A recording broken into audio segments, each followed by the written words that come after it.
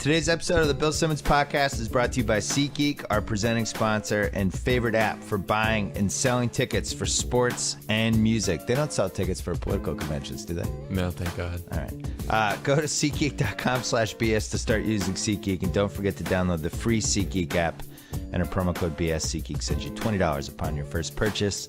Today's episode is also brought to you by SimpliSafe. No better way to protect your home. SimpliSafe has no long-term contracts and the best 24/7 protection possible for just $15 a month. Not bad. Visit simplysafebuild.com to get my 10% off discount.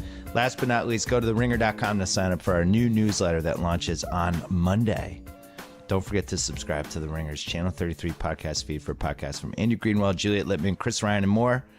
And we're off. Yeah. Clear enough for you. Was Tupac big at Holy Cross? Oh, yeah. Yeah? Okay. Yeah, we were big Tupac. Big Holy Cross week here on the Huge. BS podcast. We Joe House and I talked about Holy Cross somehow sneaking into I heard you guys. the madness, and now Jon Favreau here, former It's all Holy Cross. Holy Cross, former Obama speechwriter, but more importantly, a Holy Cross graduate. 2003. Yeah, living in that was really the last decent run for Holy Cross hoops. That was the Ralph Willard era. The Ralph Willard era. Very Actually, close. 3 years I was there, 01, 02, and 03, we made the tournament. And then every time lost in heartbreaking fashion in Yeah. round one. Yeah, and Blowing leads each time. In 2003, we were up against Kansas, and I remember we were like leading by 5 with like 10 or 11 minutes left, and it was just pandemonium at the school. Yeah. And we almost didn't even care. We were just like the fact that we got that close, you know. We never had that moment where that one upset that I think would have gotten the momentum going, and it just never happened. I know. So when you graduated, what happened next in your life? How did you end up in the White House? So I graduated, and I had done Holy Cross has like this DC internship program. Yeah. Junior year. So I went and I was an intern for John Kerry because he was my home state senator. Yeah. And it was right when he was preparing his presidential run. So I ended up sitting and interning with his communications director, speechwriter. And I thought it was a great job. And when I went back to Holy Cross, I basically bugged him every single month, the communications director, this guy named David Wade, for a job on the campaign, any job. He didn't call me back until the night before graduation at Holy Cross. And he was like, so good news is I think we can get you on the campaign as an assistant. Bad news is we're not going to be able to pay you anything at all. And I was like, what? And I'm just like, there's like a pause on the line, and he's like, I'm just fucking with you. It's fine. But it wasn't much. So I went there, and I moved to DC like 2 weeks after I graduated, and I was a press assistant on the campaign. And then when Kerry looked like he was losing to Howard Dean, Yeah. they needed a deputy speechwriter. No one would join the Kerry campaign at that point. It was a sinking ship. They didn't have money to pay a real speechwriter. They were paying me like $20,000 a year. And so they were like, you know what? Let's just promote Favs and make him deputy speechwriter because this thing's probably going to be over anyway. Yeah. So they did, and then Kerry wins the primary, and so I was his deputy all through the general.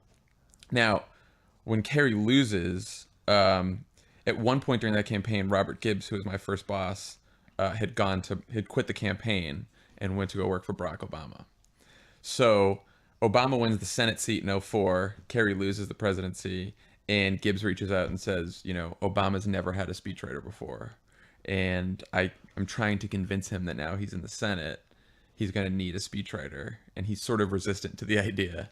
But why don't you come have breakfast with him? Because he liked writing a lot of his stuff, right? Yeah, no, he wrote the 2004 convention speech by himself. Yeah. And he didn't think he needed a speechwriter. And so we have this breakfast meeting, Obama's first week in the Senate, and it's like a really easy interview. And he's just, where'd you grow up? Where'd you go to college? Why'd you get into politics? All this kind of stuff.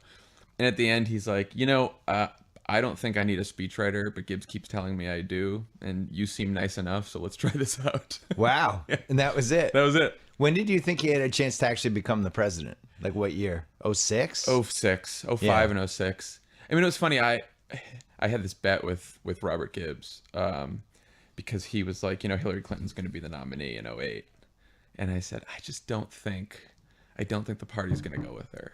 Yeah. And he's like, well, who do you think it's going to be? And he's like, you think it's going to be our old friend John Kerry? You think it's going to be John Edwards? I'm like, no, I don't think it's going to be those guys either. I'm like, what about our guy? And Gibbs is like, there's no way he's going to run at this point. He just got here. It's not going to happen. And I'm like, I know that Hillary won't be the nominee. And Gibbs is like, I will bet you a dinner of Kobe beef that Hillary Clinton is the nominee of our party. Wow. And he has still not paid that bet yet. Seriously? Yeah. After 8 years? I know, it's bullshit. When you think about, like, he didn't have a ton of experience No. before he became the president, which is the big thing everyone's using against Trump right now. Right. Not that there's not a million different things to use against, but I mean, the history of politics, there's a lot of people who didn't have a ton of experience that Yeah. kind of snuck into the White House. When he actually got in, and when I interviewed him for GQ and he talked about that first year, you think you know what you're doing, but do you remember feeling overwhelmed those first 6 months? I felt a little overwhelmed, but it was actually a little bit easier for me because on the campaign speechwriting is all about how many people you have with writing, right? Yeah. Like the more writers you have, the easier your job is. And in the campaign, there was first just me, and then me and 2 other people, and then a couple more. And then by the time I got to the White House, I had a team of speechwriters. And so the workload wasn't as bad as it was in the campaign. So you're like kind of sprucing up other people's first drafts and I was things like doing that more sometimes? editing. Yeah. So that part was better. The problem with the White House, the real challenge in the White House is not that you're working around the clock. It's that you can't plan any time. You can't plan a weekend. You can't plan it because if something goes on in the world, the president has to comment on it. Yeah. Right. And so, You're talking about you couldn't plan anything. Right. No, Yeah. it was like I could be out at a bar and suddenly something horrible happens and then that's it. I'm done. I'm back in the White House and they're till 2 a.m. And that's why you didn't have alcohol the entire time whole you worked time there. I was sober. You're sober. It's amazing. It was when I remember walking into the White House when we all got there that first week, and there was a moment where Obama invited sort of all the communications press speechwriting staff who had mostly been on the campaign into the Oval.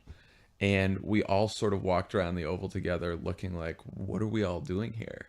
And it wasn't like we're here with the President of the United States. It's like we're here with Barack Obama, who we've known for the last couple of years, and how did we all get here? What the hell is going on? Did you see, when did you notice people just changing the way they acted around him? Not the inner circle people, but just in general people. Fairly quickly once he was elected. It didn't happen before?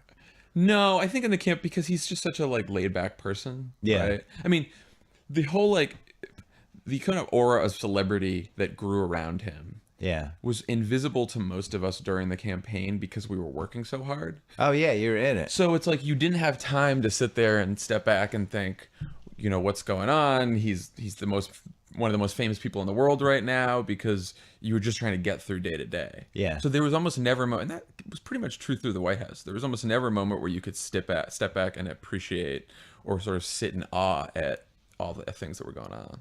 You were on my radar pretty quickly because I was like the youngest successful Holy Cross person. I was in that list they have with Clarence Thomas. I was like the last year. It's you, Clarence Thomas, and Chris Matthews. It was nobody after me, so I kind of was like, "This is great." I'm like the young blood, and then all of a sudden you popped in. I'm like, "What the hell?" 03. Now I feel like a dinosaur. But you stayed there how long? 5 years? I stayed in the White House 5 years. So I left in March of 2013. When you're in the campaign, like right now, trying to get elected, and he's giving speech after speech after speech after speech, how many are you writing a day? So you write a stump speech, which is the speech that the candidate delivers at almost every event. But then he ad libs a little bit off that, right? So it's not the exact same every time. Ad libs off of it, and usually what you do something called a topper or an insert, so that you have the candidate respond to the news of the day. Yeah. And then just goes into the stump. Right. And hits his little touch points for what the campaign's about. Exactly. Yeah. And then there are policy speeches. So if he's rolling out his healthcare plan or rolling out a foreign policy plan, then you've got to do those speeches. So that happens. So if you're Trump, do you have a speech like today's the speech? I sound like a racist. Let's write that one. I think he's got that one memorized. He ad-libs it. Yeah, he's got. No, I mean he's an interesting case because he doesn't have a speechwriter. Yeah. So he said, which I believe. I actually believe that too. I totally believe it. I think he ad libs this whole thing, and he's actually really good at it as long as you're not listening to what he's saying. No, he has the whole thing down. Yeah. Trump. My theory on Trump is he is a candidate who is basically just like what you'd get if you had someone who just watched cable news all day. Right. And specifically Fox and listening to right-wing radio. Like so if he cable TV created a candidate that had a baby. Yeah, because he knows just enough. It's all surface level. Yeah. It's all bad news. Right. It's all about how like everyone in Washington of both parties is a bunch of crooks and liars. Yeah. It's all punditry. It's all talking about poll numbers. And this is like what he does. He's better at political punditry and like reciting poll numbers and reciting like who's up and who's down and all that kind of stuff than he is about talking issues. And you could see like in the debate last night, every time you press him, he's like an inch deep and a mile wide, his knowledge about just about everything. So if you press him more than like 5 or 10 seconds on a given issue, he can't, because he doesn't know. Is Bernie Sanders that much different though? In terms of being a surface guy? I think he's not. I think he's appearing that way because Bernie Sanders is a great case in message discipline. Yeah. Because he literally brings everything back to his Wall Street millionaires, billionaires message. Yeah.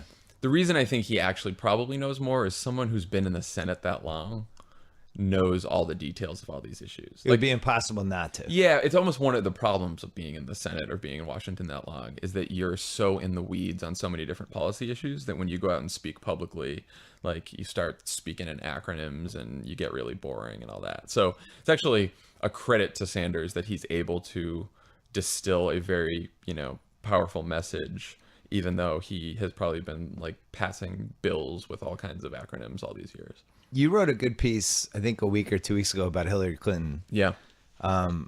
Just about, you kind of flip the narrative a little because it just seems like people have spent the last 8-9 years figuring out reasons why she should not be the president. Right.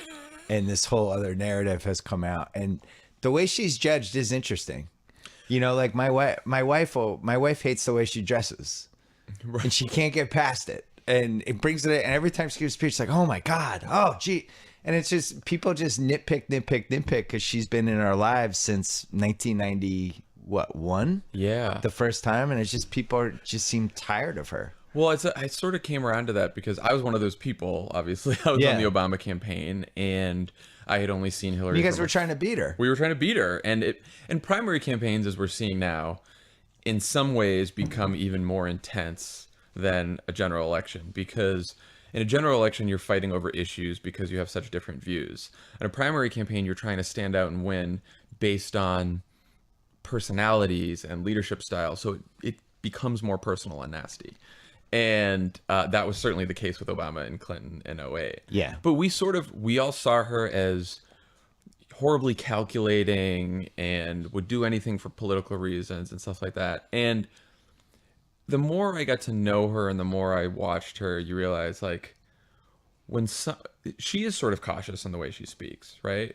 But when you've been in politics for as long as she has, and you've been attacked as much as she has, and you've been betrayed as much as she has, and you've had people leak things about you and, investigate you and all that kind of stuff, you're going to be a cautious person. Yeah. Right? Like, you're not going to just... Barack Obama didn't really have anything to lose in 2007 and 2008. And so he kind of say what he wanted to say, And he's much more cautious than he used to be, I think. I think once you come into power, once you're in the White House, once you're in office, you start becoming a little bit more cautious because you realize that the words you say, the decisions you make really have pretty large ramifications. So there's sort of a natural caution that's built in. Yeah. And I think that happened to her. And the tough part is if you've been in Washington as long as she has, you almost have to unlearn all that for a campaign. But she's, by far the most qualified candidate. By far. And that's, I was saying in my column that I didn't work with her very closely in the White House, but I would see her at cabinet meetings. I would see her in other meetings. And she was by far the most impressive cabinet member. And, you know, the president would like go around the table and ask everyone about their issues.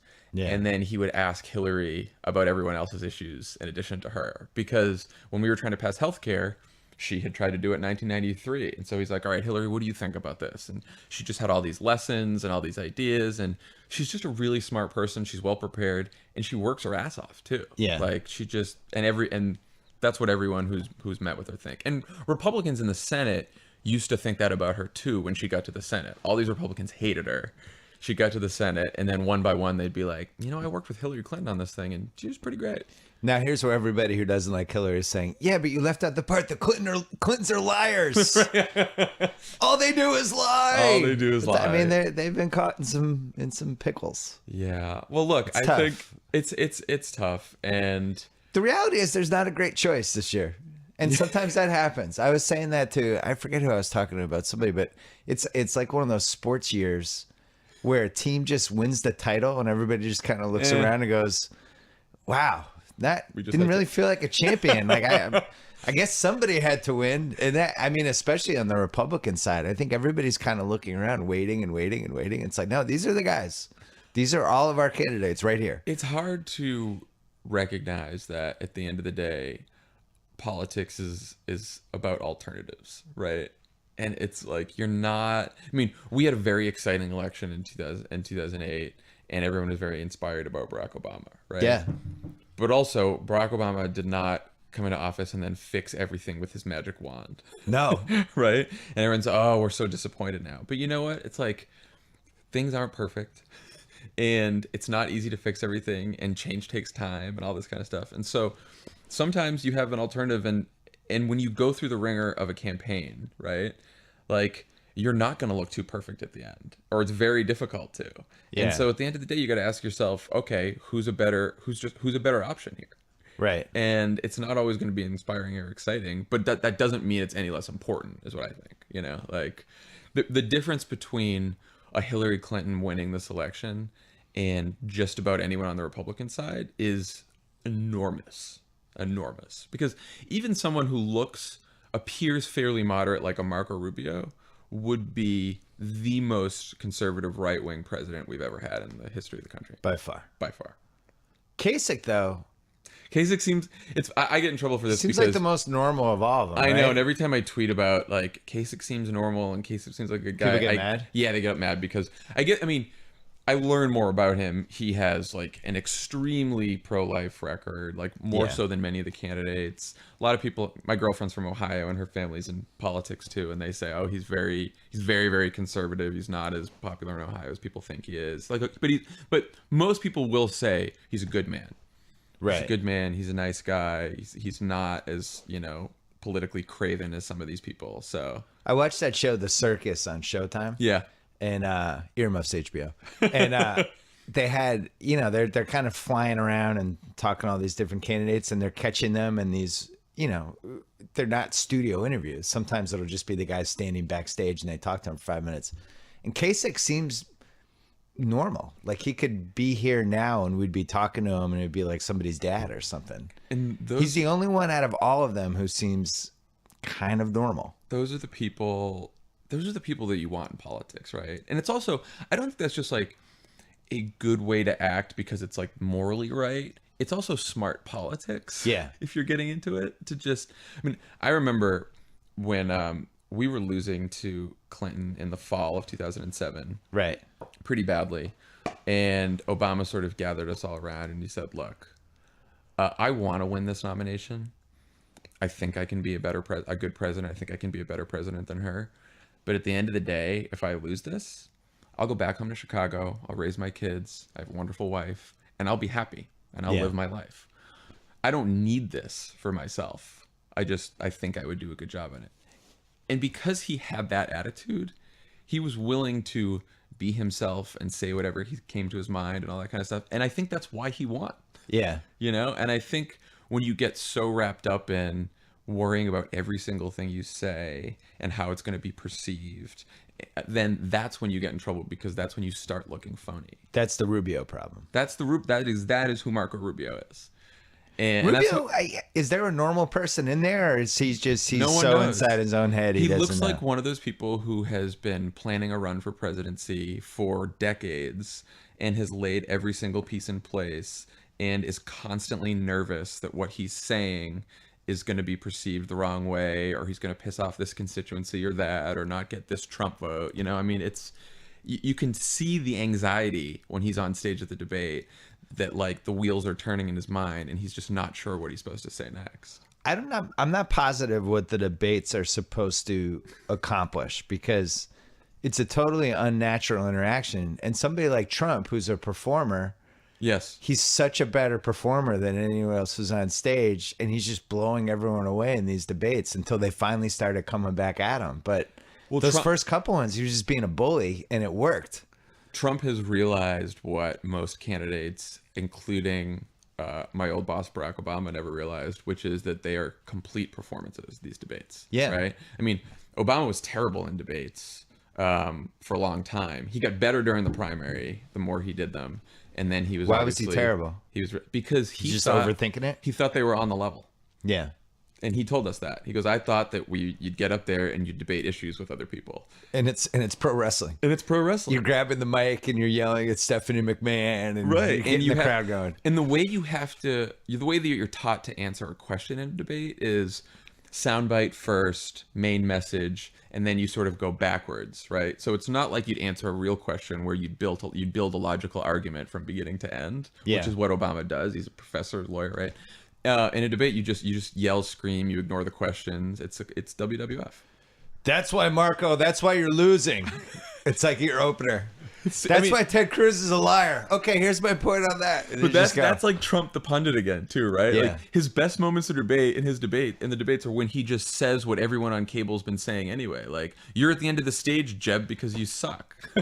That's one of the few defensible things about what Trump's done these last few months is the debates are ludicrous anyway. They are pro wrestling, and everybody kind of danced around it. And Trump was the first one who was like, "This is pro wrestling. Right, I'm just going to start go with insulting everyone, and that's how you win this." Yeah. And his messages are basically like just these big black and white headline, this, that, this, you're a liar, you're a jerk, you're losing, Low energy. you low energy. And it's really tough. Like poor Jeb Bush, he didn't know what to do. Jeb is just, he looked like a candidate from another era, you know? And someone had written this too, but he, like the last time he had campaigned was, you know, a decade ago maybe. And so he'd been out of politics for so long that he didn't realize how much it had changed. And so he still thought that people were having debates like they used to back in the day. And he was so not prepared for what Trump was. No. We're going to call Dan Pfeiffer, your old buddy. We're going to take a break to talk about our buddies at Betterment. If you're Danny Ainge, Celtics GM, the best way to invest in your future is trading two rapidly declining future Hall of Famers to a team with a crippling cap situation and no young talent. In exchange, you receive multiple unprotected first-round draft picks. That is investing in your future. For everyone else, the best way to invest for your future is Betterment. It's the automated investing service that provides personalized advice based on your financial goals, then builds and automatically manages a customized portfolio for each goal. Save yourself time and money and do it for a fraction of the cost of traditional investment services. Here's how easy it is to invest with Betterment. Link your bank account or roll over your 401 or IRA, and you're ready to roll. Betterment, already managing billions of dollars for over 100,000 customers. You could be next. Get up to 6 months of free automated investing and more information when you go to betterment.com/BS. Betterment, investing made better. All right, we're calling Dan. So if you had to bet who's going to win the election right now, you'd bet Hillary? I'd bet Hillary. I think I would too. At this point, because it's Hillary and probably Trump or Cruz, I think Trump or Cruz. We are down to Trump. Unbelievable. Yes. The most hated man in Washington versus one of the most hated men in America. It's unbelievable. Are we sure Trump's not going to win?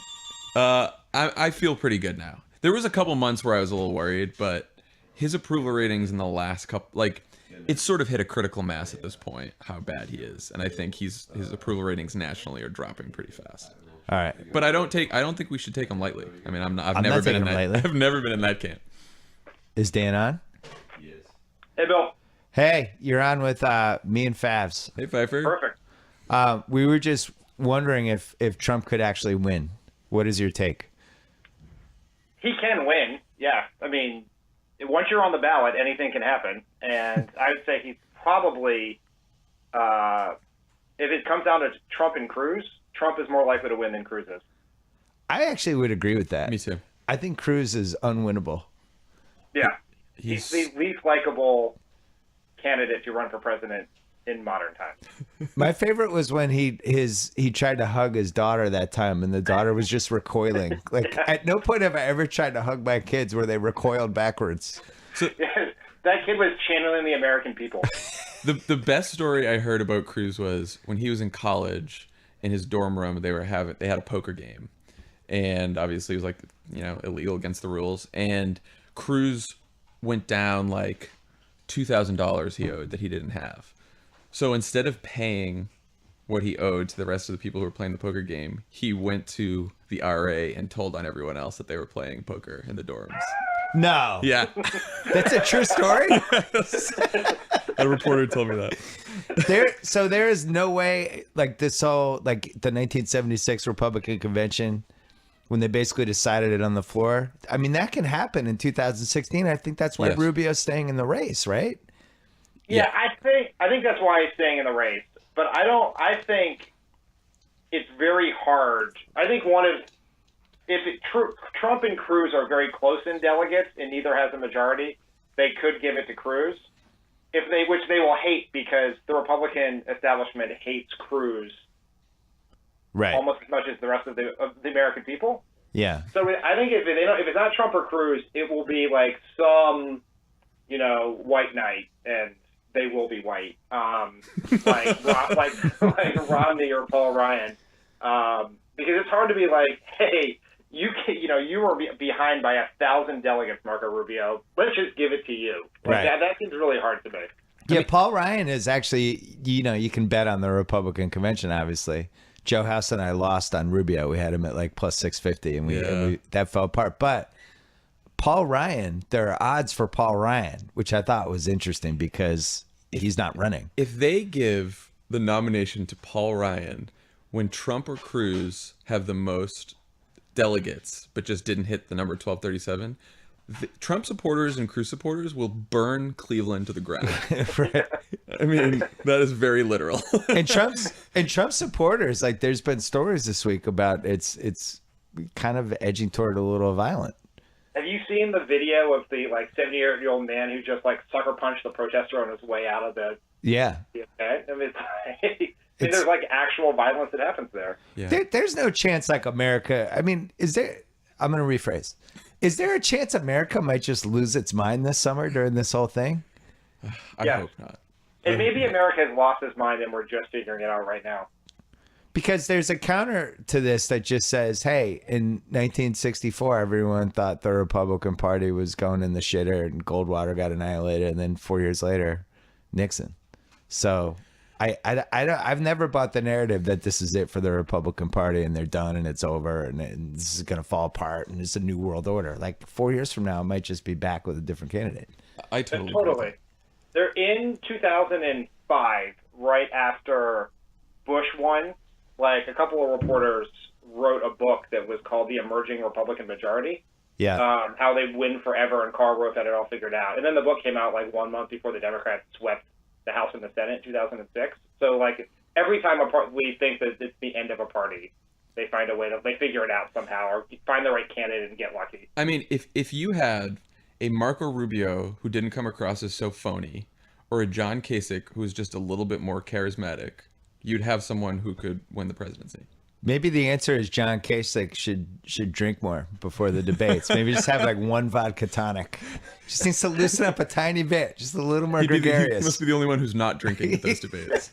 I'm so convinced he naps between questions because he always seems surprised every time they ask him. He's just oh yeah, he's got that weird bedhead, he was asleep right before that. Maybe he's hibernating until the next question. All right, so let's say you guys are right out of college. You're desperate for a job. Fabs just told a story. He was working for 20 grand. And the Trump campaign targets both of you, and now you're working for Trump. You needed a job. It's a good break in the business. What do you guys do to try to get Trump to actually win this election? What would you tell him if he just looked at you and was like, I trust you guys. I want you guys to help me win this election. What would you tell him? I mean, I did this horrible fantasy a couple of weeks ago. I wrote a pretend Trump speech for the Daily Beast. Oh God. I think his core message of, you know, economic populism tinged with some nationalism, right, has brought on a lot of supporters, right? Like that's why he is where he is. I think that all of the overt racism and bigotry, and the not tamping down the violence and the saying crazy shit and the you know, dick measuring stuff, like, I don't think that's helping him. Like, I think that gets him news cycles, but I think if he really wants to get a news cycle, there's a way to do it and be flamboyant without quite going as far as he's going, you know? So I think if you're in that campaign, I mean, you could actually see this last night in the debate. They called it the civil debate, even though it was almost just as batshit crazy as the others. Yeah. But he toned it down a little bit because I think he knew that he had gone too far in the prior debate and that it was probably hurting him in the polls. What do you think, Dan? Well, I think he should. I mean, one thing is like psychological warfare. Like, the way he wins is, if he's running against Hillary Clinton, is that, like, Obama's voters do not turn out, right? Because these are people who have really only voted when Obama was on the ballot, and didn't turn out in midterm elections. Were either not too young to vote or didn't get involved with Kerry. And so he just needs to make Hillary Clinton seem so lame and boring that they're not going to turn out. And like bringing up which I think he's going to do this, which is like bringing up all the old stuff from the Clinton years will be part of that.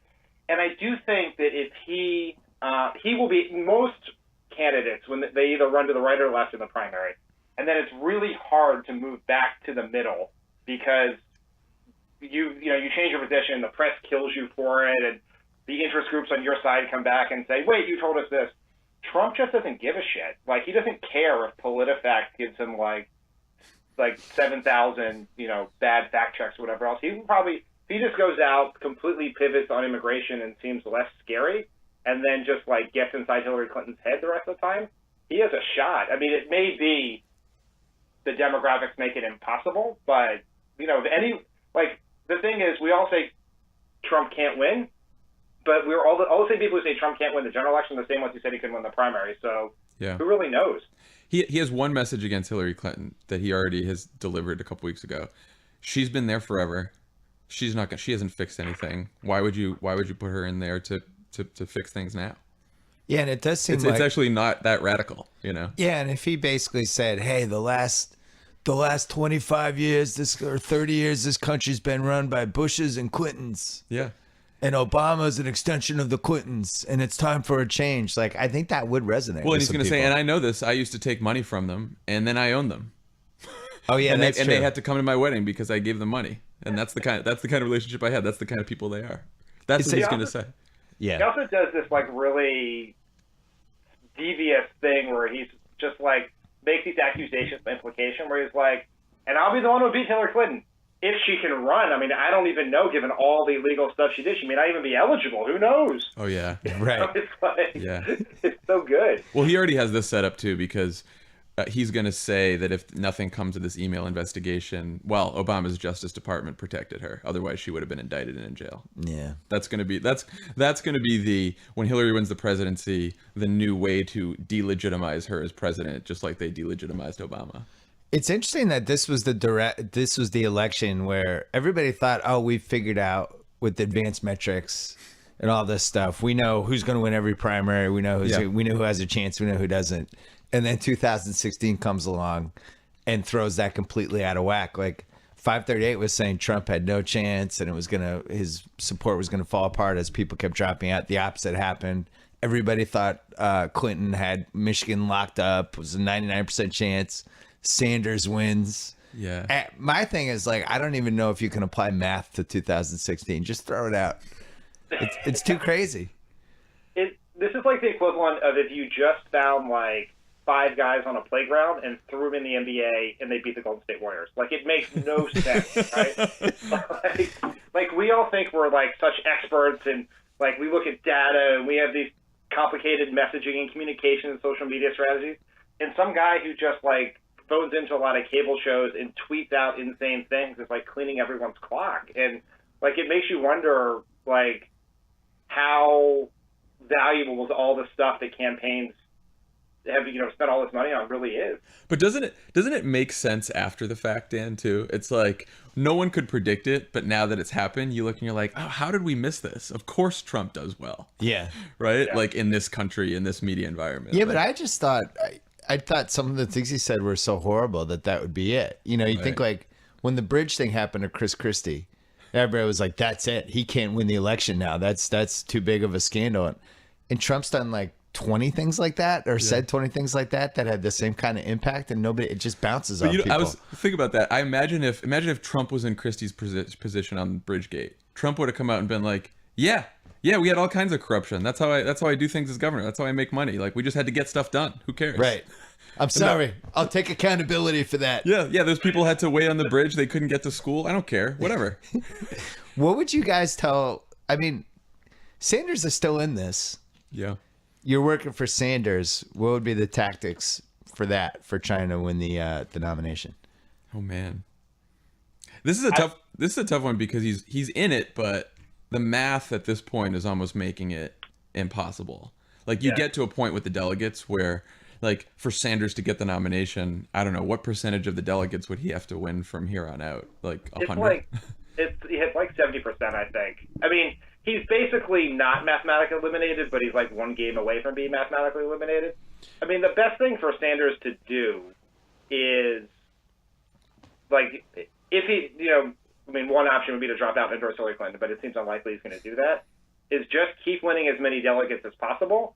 And even if you're not going to win and get the nomination, he will at least, can carry, his message and, try to drive the policy agenda. And I don't know, maybe he gets lucky and something, happens, but he's basically mathematically eliminated. But what he's done is like pretty impressive, given that he's a guy who's basically run in Vermont a couple times and that's it. And he's taken Hillary Clinton, not to the wire, but, made her work for it a lot more than she, anyone would have thought.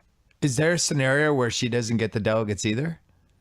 I don't think so. No. Yeah. It seems like she's getting them. She's getting them. So he's kind of hanging around and waiting for another Clinton scandal to come out of nowhere, basically. Yeah, I think so. Yeah. Clinton kind of did that to Obama. Like, we got to a point where in 2008 where we basically had the delegates and there's no way she could have caught us, and she just kind of hung around for another 6 weeks, thinking that like something would happen and maybe she'd get a last shot at it, and just kind of played out the string. It's the greatest 6 weeks of our lives. Right. We thought at it was like some point in April, we woke up thinking like, we are going to spend the rest of our lives running against Hillary Clinton in this primary, and nothing is ever going to change. This is now purgatory. I remember that. It was like interminably long where people were like, she should drop out now. No, really, she should drop out. No, it's time. You should drop out. Isn't it weird that you ended up working with her, though? Yeah. It was bizarre. Super weird. Yeah. That was when he selected her as Secretary of State, it was one of the more surprising moments. I couldn't believe it. But then it made sense. I thought someone was bullshitting me. Me too.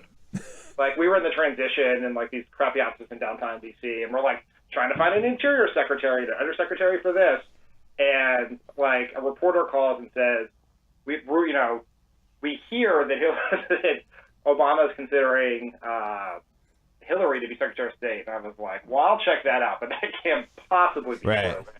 I mean, it was like, it seemed insane at the time, but it ended up being, in addition to the fact that she was a great Secretary of State, so it was the right decision for that, it was our lives were very different, that she was working with us instead of on the outside with everyday people going, is Hillary Clinton going to primary Barack Obama in 2012? Is she going to challenge him? Like, that would have been a political nightmare.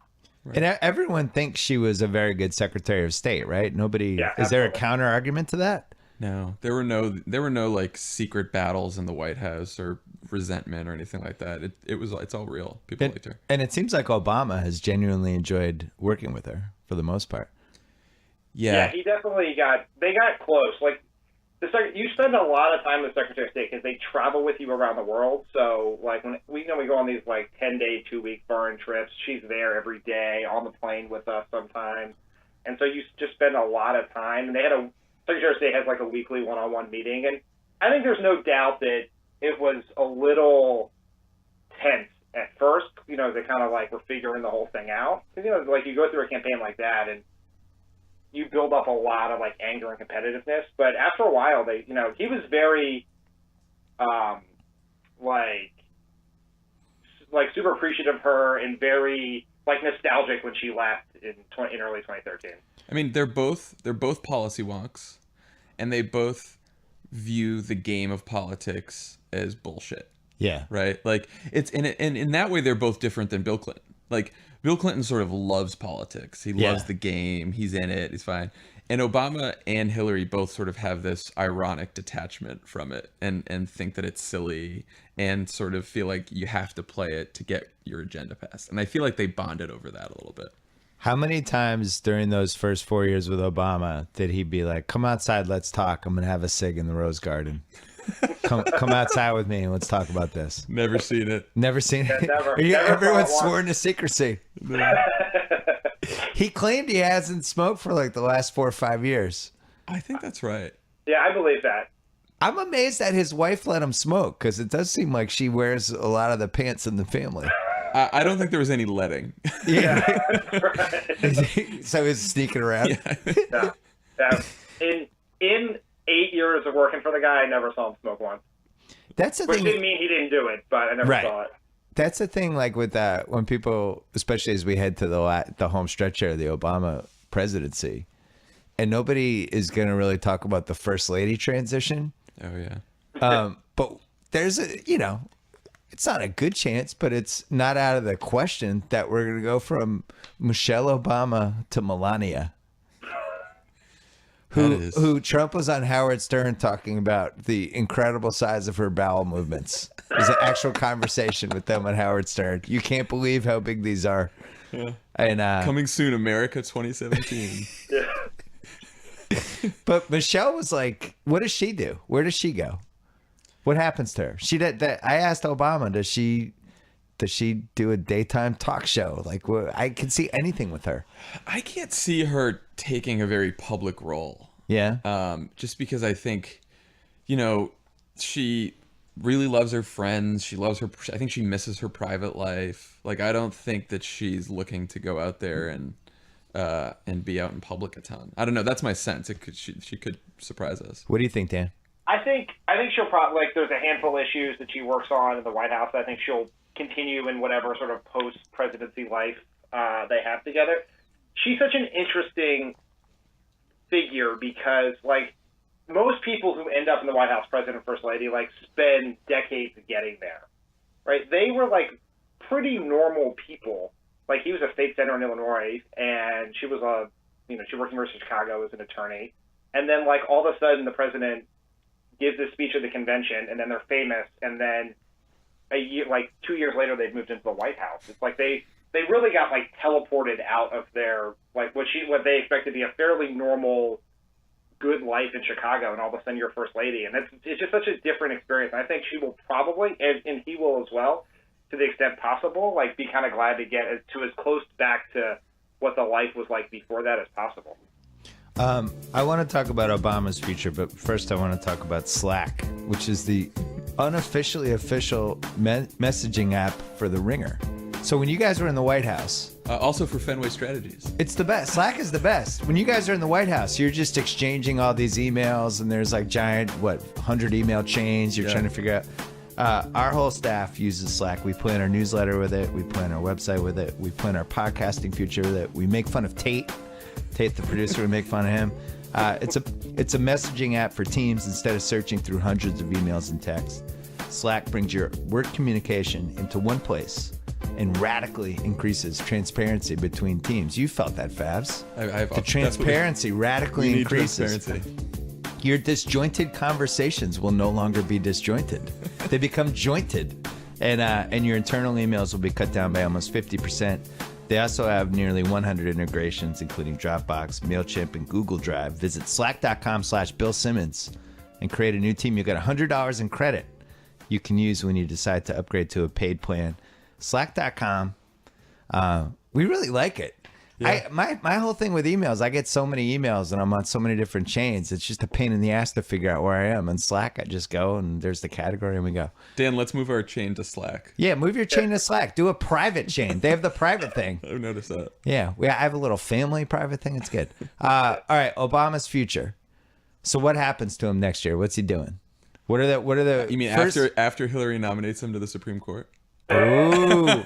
So I gotta give you credit. When I did the GQ thing, you told me to ask him that, and it was the only time I legitimately rattled him.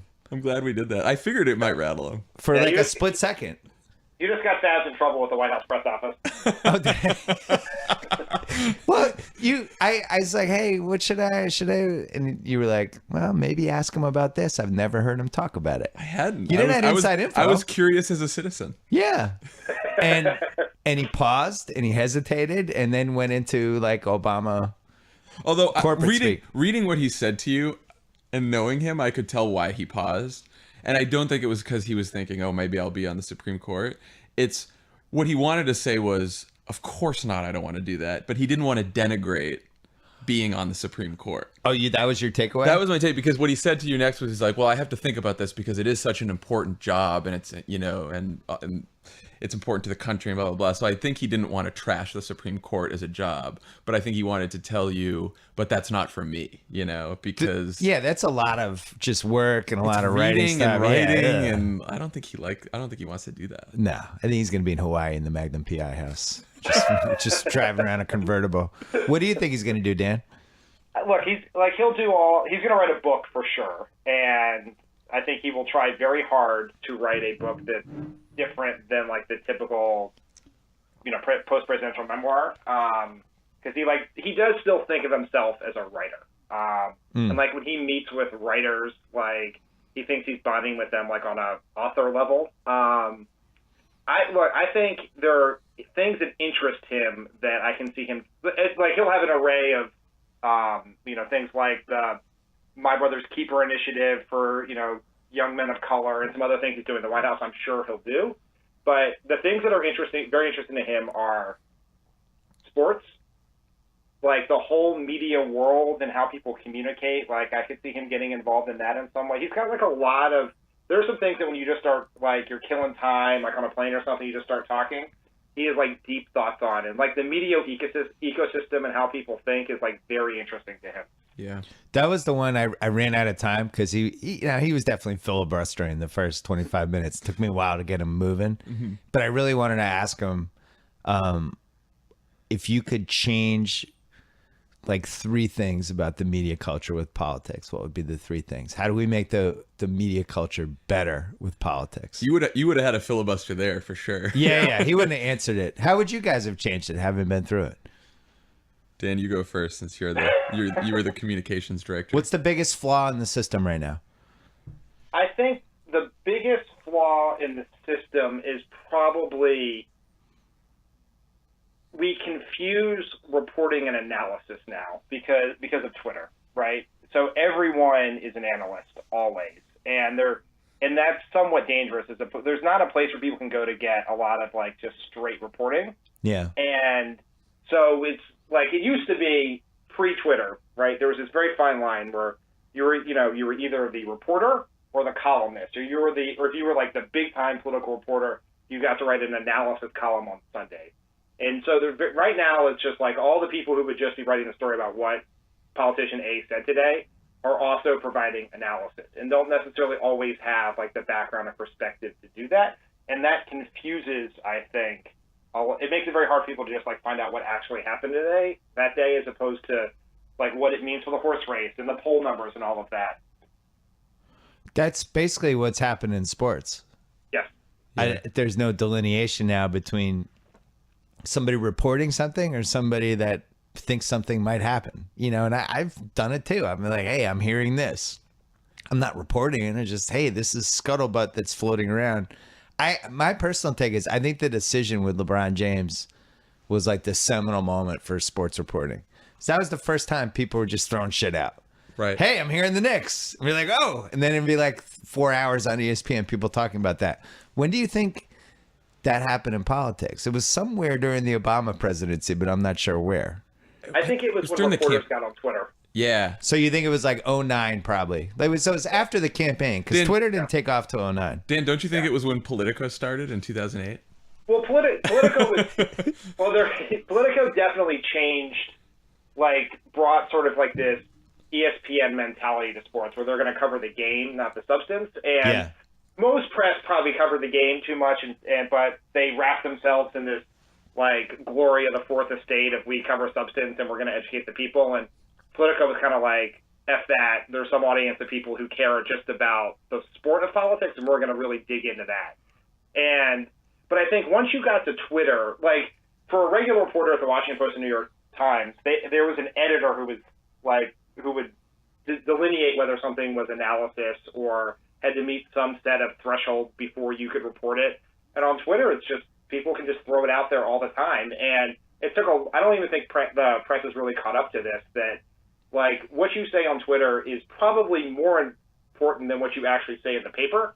But the paper has all these like controls in place to keep you from doing, crazy things or analysis you're not qualified for. But Twitter, it's just like whatever you're thinking at that moment, fire away. I think that the speed of everything has also sort of eliminated a sense of perspective and a sense of history. So like we now don't, everything that happens each day seems new and crazy and, it's the weirdest thing that's ever happened. But then there was also violence and craziness at the McCain-Palin rallies in 2008. People were getting beat up and calling Barack Obama a terrorist and yelling treason and stuff like that. So it's just like we forget certain things now because everything moves so fast that we don't have a sense of what's happened before. And that sort of warps our judgment and warps the analysis too. When you guys went through the re-election campaign in 2012, what was the biggest difference you noticed from 2008? Other than that, you had the leading candidate, obviously. Yeah, well, the tough part was, we were also on the other side of the message, right? We were the incumbent, not the person saying it's time to change. Right. Right. And so that necessarily meant that we needed more of a contrast, right? That this is a choice between two visions. That's not working, so try something new. I think that was the biggest, from the message perspective, that was the toughest part. What do you think, Dan? I think two things. One, like the first election campaign is always like this glorious cause and everyone's excited, and re-elections are always just like a grind. Like you were just, it's by nature less inspirational and exciting. Like from the, how you deal with the media, like, I don't want to keep harping on Twitter, but Twitter we didn't use in 2008 in any real way. In 2012, like entire parts of the campaign were being litigated on Twitter 24/7, and like even in the first debate when Obama had a less than stellar performance, to say the least. Yeah. Like, had Twitter not, like, the way that would have played out pre-Twitter is there would have been some stories saying he didn't do well the next day, and maybe a poll came out that said he didn't do well. But, like, middle of the debate on Twitter, another important thing to remember is, like, reporters used to just watch the debate all by themselves and not have any sense of how the rest of the world was reacting to it, and so they'd make their own analysis. They're all on Twitter, and so, like, when Andrew Sullivan and Chris Matthews basically committed ritual suicide over how bad Obama's performance was, everyone reacted to that, and it took what was a bad performance and made it seem like the end of the world. Yeah. And so that, like, the instant reaction shaping things before they actually happened, I think fundamentally changed how campaigns and probably, maybe all entities sort of trying to push for something, how they have to what their strategy has to be. I noticed this from a speechwriting perspective too. Like 2007, 2008, Obama would deliver these like primary night speeches, and there was an live analysis going on during his speeches. So everyone would take it in, look at the audience, look at him and say, okay, that was a good speech or a bad speech, whatever. Now, when someone gives a speech, there's Twitter commentary during the speech, and it's all cynical. And so it's that much tougher for anyone to deliver a speech or deliver any kind of public statement that's impactful, that's inspiring, that moves people, because people just start tearing it down word by word on Twitter. I think that's starting to fade a little bit. I think people are burned out from the cynicism and the snark and all that stuff. But where you see Twitter really jump in. Well, a couple things. One is like when you have like the penis moment with Rubio and Trump, and that just, I didn't watch that live, and I checked my feed to see more what was going on with NBA than anything. And it was just a stream of penis tweets for like 15 minutes. I was like, what the hell just happened? I thought he pulled it out. I was like, did he pull it out? That's next week. And that's actually like the great thing about Trump's campaign is that part of me wondered if he pulled his dick out in the debate. It was like in play. I was like, I wouldn't have been blown away by this, but I do think people on Twitter follow mostly people who agree with how they think. Yeah. So it's this group consensus think, and if it's going one way or the other and everybody is reinforcing what you thought, it almost makes it worse. I don't think people follow, especially in politics, you don't follow everybody from all different things. In sports, you do. Right. I'm following Laker fans, I'm following Knicks fans, I'm following Heat fans. Doesn't really matter. In politics, it does. I follow a lot of Republicans and conservatives in conservative media. But you're abnormal though. I mean, you're a student of the whole culture. Right, I think most people just follow the people that are like them. I think that's probably true. Do you hate follow some people? Yeah, I do. I've tried to hate follow fewer people. Okay. Because it was getting my blood pressure going. Dan, who do you hate follow? You don't have to answer. I unhate, like, there was everyone when I left the White House that I had to follow for my job that really annoyed me. I either unfollowed or muted. Like I'm retired now. Why do I need to, like, spike my blood pressure because Ron 48 is criticizing Barack Obama's leadership? Right. So Politico, they do this stuff where they write the headlines a certain way when it's not really what somebody said, but just to get the clicks. That happened to me yesterday. Business Insider. What did they say? They did the Simmons declares war on ESPN. I said in a podcast yesterday, Joe House asked me if I could have Brian Windhorst on. And I said, no, actually, this is so annoying. ESPN won't let ESPN people on, including people that I'm friends with. And it's like, I'll get him back. I'm going to hire a public editor to write about ESPN. Where, it was humorous. And then it's like Business Insider, Simmons declares war on ESPN. It's like, oh, my God, I can't win. Well, and in fairness to Politico, they might have started that trend, but that's everywhere now. No, that's the sports blogs and the regular blogs and all kinds of different things. Yeah, you write a headline a certain way and you try to get people to click on it. But the problem is so many people aren't clicking because they don't have the time. So a lot of people are just getting their news from headlines. Right. So you can imagine what that does to people, right? Like, sometimes people only get their news from headlines or the Chiron on CNN, or like and that is super dangerous because it's unbelievably like just wrong most of the time. I got the feeling even just from spending an hour with Obama and then 5 or 6 shooting the shit minutes after. It seems like he's about done with all this. He's just ready. He's ready to move on. Ready to get out of this whole cycle of the way things work. In some ways, I think I think he'll always be interested in it though. Like, I think he wants to take a break, right? Yeah. I think he wants to step back and take it. But I don't think I think it'll be harder for him to cut all this off than he thinks, because like you said, once you get him going, once you get him talking about some of this stuff, whether it's politics or media, whatever, like he gets very passionate about it.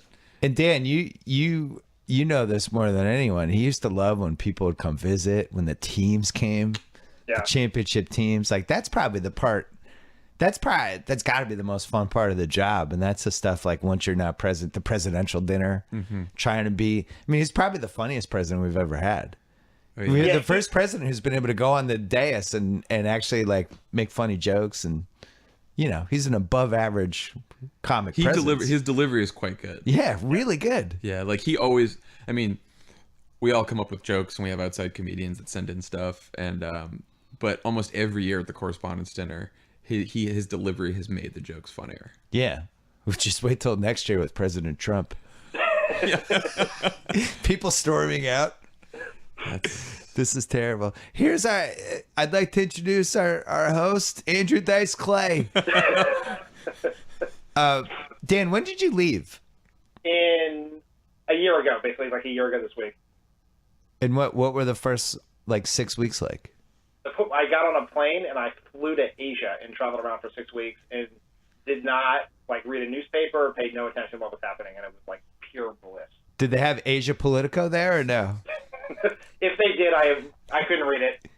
And when did you leave, Fabs? 2013? March of 2013. Yeah. And I left, and Tommy Vitor and I started our business right away in bench wearing. Right. Fenway Strategies. Yeah. And you eventually moved here. And then I moved here about a year later.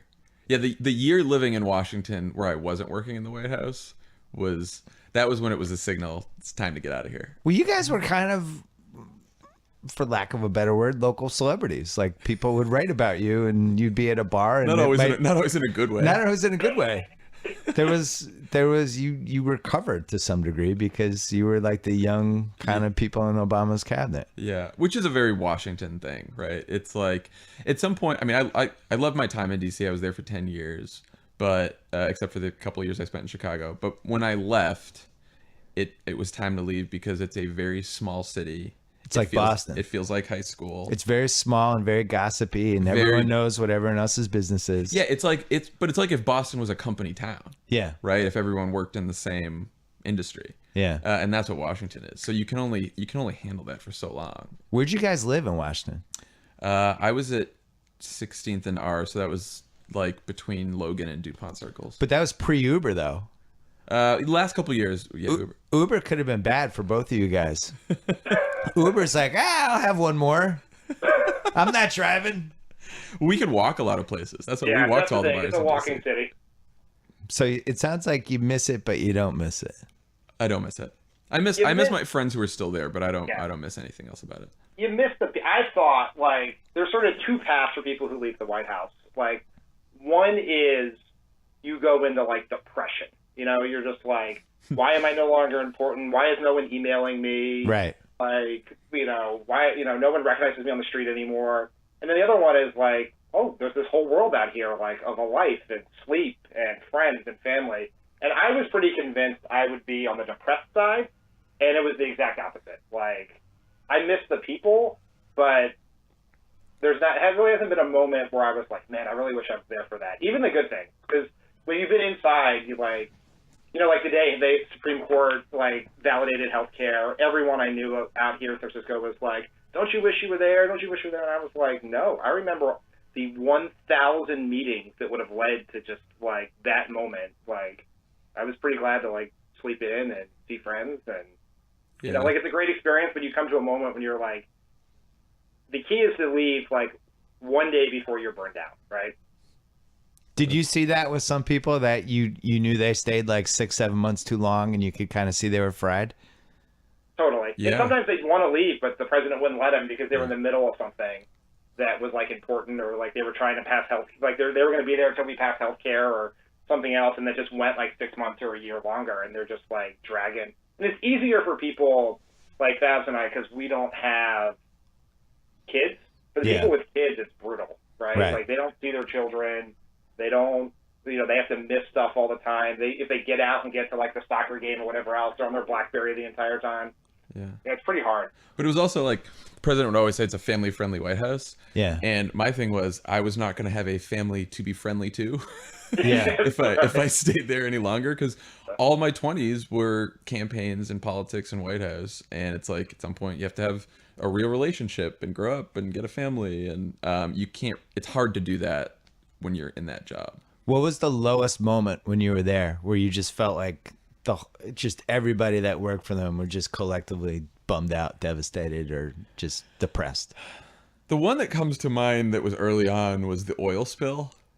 Right. Remember the oil spill? Because it was sort of like the first crisis that happened to us that we could not control, and like the president had, every engineer and scientist all over the world trying to fix this thing and couldn't. And so in the corner of every cable news station every day for 30 days was a picture of this oil spilling out into the Gulf of Mexico. And people were saying it's the end of Obama's presidency. He can't do anything about it. This is his Katrina. He's Jimmy Carter. And sort of the first time you realize, maybe this isn't going to go so well. What about you, Dan? Was the day that Scott Brown won the Massachusetts Senate seat, because we had basically, healthcare was ready to go. We were going to get it passed, and then we lost a Ted Kennedy Senate seat, which was which meant we were going to have to basically start all over again. And like I remember, like we all sort of like sheepishly walked into the Oval Office the day afterwards, and the president was clearly displeased because like basically he had fought so hard to get health care, and then like if a Democrat came with a Massachusetts Senate seat, like what are we doing, right? And he kind of like, we go through like our daily advisors meeting with him, and after a while he kind of looks at us and he's like, not really, you can tell he's got that look of like, I'm not going to yell at you, but I'm pretty annoyed about this. And he finally like looks at us and says, why don't we do this? Like, why don't I try to, fix the economy, figure out what we're doing in Iraq and Afghanistan, pass healthcare. Can someone else be in charge of winning the Massachusetts Senate race? And kind of like got up and walked out. And we were like, yeah, that was a mistake. In retrospect, could you have delivered the message better in a smarter way to the public, just like how hard it is to do that job when you're a Democrat and the Republicans have control of so many other things? Do you feel like that message was delivered well enough? Obama would certainly say there was a better way to deliver it. Yeah. But what's the way though? Because you don't want to sound like you're whining the whole time, right? So there's got to be some balance between, hey man, I'm doing the best I can, versus I can't get anything done. Because this is why it's so hard. It's like you can complain about the opposition, but then it sounds like you're complaining about the opposition. Right. And they sort of knew that. That was their strategy, right? They're like, if we deny him any bipartisan cooperation whatsoever, then all of his promises that brought him to office about being bipartisan will look phony. Right. And that's all we have to do. We just have to keep saying no. Right. There's no question, like, we could have, our message, or just forget on healthcare, things like that, our message could have been, like, tighter, and we could have been more disciplined about it. And there were certainly more clever ways to deliver it in a more targeted way to, like, get through the, White House press corps filter and all of that.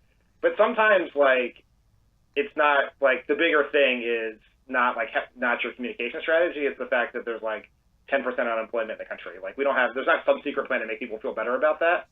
But like, it's interesting that like,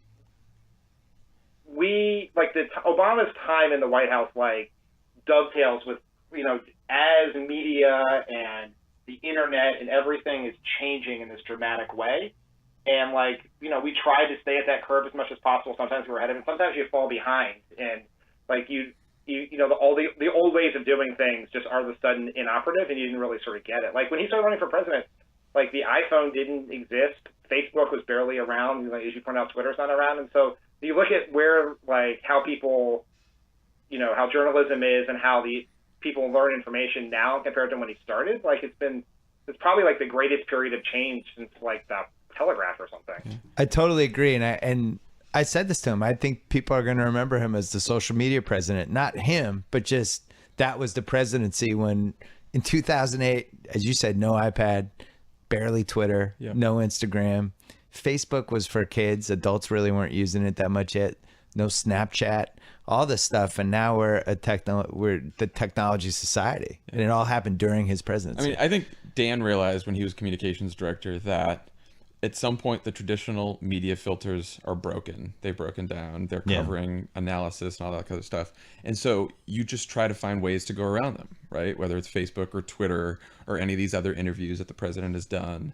And, like maybe we could have done that earlier in the presidency, but I don't even know if they existed then. Right? Yeah, so it was 2009, 2010. So you just couldn't do it. But if you look at Trump's candidacy now, the networks and the media can say all they want about Trump, but Trump has however many millions of followers on Twitter and Facebook, and he just communicates directly with them that way.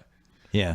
And I think future presidents and future candidates are going to go around the media to communicate directly to voters. Yeah, like Facebook's pushing their Facebook Live so hard right now. What would stop one of these candidates from just doing a Facebook Live interaction with whatever? And the traditional press and the press will go nuts. Oh, it'll go crazy. Yeah. But it'd actually be a really smart move. Yeah.